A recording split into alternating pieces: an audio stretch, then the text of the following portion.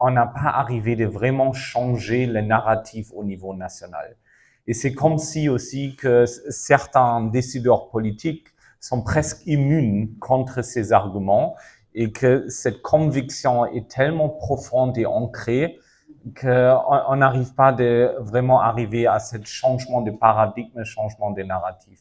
Donc, je suis pas sûr si la solution sera produire même plus des argumentaires ou peut-être changer la stratégie à comment accéder les différents décideurs politiques ici.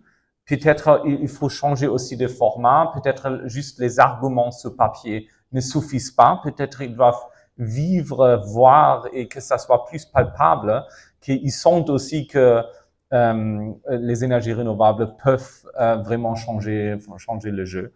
Nous sommes en train de réfléchir aussi pour l'année prochaine d'identifier certaines personnes aussi au sein de la ministère de l'énergie et des pétroles qui sont peut-être toujours pas très convaincus et de les amener ailleurs dans d'autres pays qui ont peut-être déjà fait cette transition pour qu'ils voient aussi que ça peut changer quelque chose pour le pays.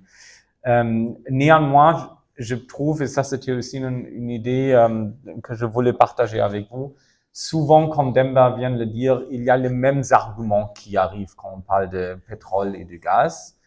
Et peut-être, soit pour nous, mais aussi pour certains journalistes, démystifier, debunk en anglais on dit, certains de ces arguments qui reviennent chaque fois qu'on aborde ce sujet-là.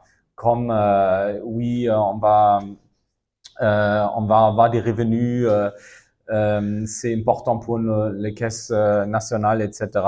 Parce que il y a des très très bons arguments en fait qui montrent que que les énergies fossiles font plus mal que du bien. Et aussi, il faut, à mon avis, souligner et mettre en avant que chaque franc qu'on va investir dans les infrastructures de gaz et de pétrole et aussi l'argent perdu parce que tu peux seulement investir une fois. Donc, pourquoi investir dans une technologie où on sait très bien que dans 20 ou 30 années, ça sera une technologie que beaucoup de pays vont plus utiliser.